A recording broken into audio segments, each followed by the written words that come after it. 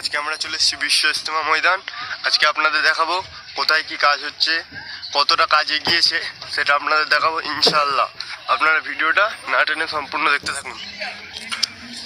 ওই যে এখানে জেসিবিটা দাঁড়িয়ে আছে, ওইখানে যাচ্ছি, গিয়ে দেখুন কতটা কাজ হয়েছে। এই দেখুন এখানে অজুখানার জন্য হাউস করা হয়েছে, এদিকে একটা হাউস করা হয়েছে, ওইদিকে একটা হাউস করা হয়েছে।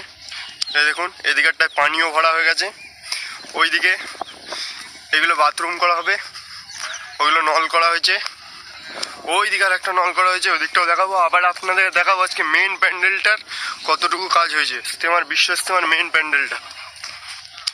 এই দেখুন পুরো এতগুলো পাইপ লাগানো হয়ে গেছে, শুধু নল লাগানো বাকি আছে। এই দিকটা হচ্ছে বাথরুম, ওই দিকটা পায়খানা, ওইদিকে পায়খানার কুমোর প্যান বসানো কাজ চলছে, ওদিকটাও দেখাচ্ছি আপনাদের।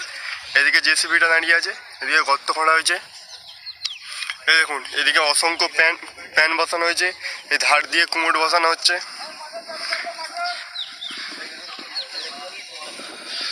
ওইদিকেও প্যান বসানোর কাজ চলছে।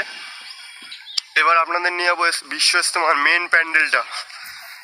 এটা হচ্ছে কলকাতার ক্যান্টিন, দেখে নিন। এই দেখুন পাইপ দিয়ে পানিটা চলে যাবে এদিক দিয়ে। এই দেখুন তেল পোলের কাজ চালু হয়ে গেছে, শুধু সবই প্রায় হয়ে গেছে, বাঁশ পুঁতো সব হয়ে গেছে, শুধু তিরপলের কাজটা চালু বাকি আছে এদিকটা, তা ওই দিকটা চালু হয়ে গেছে।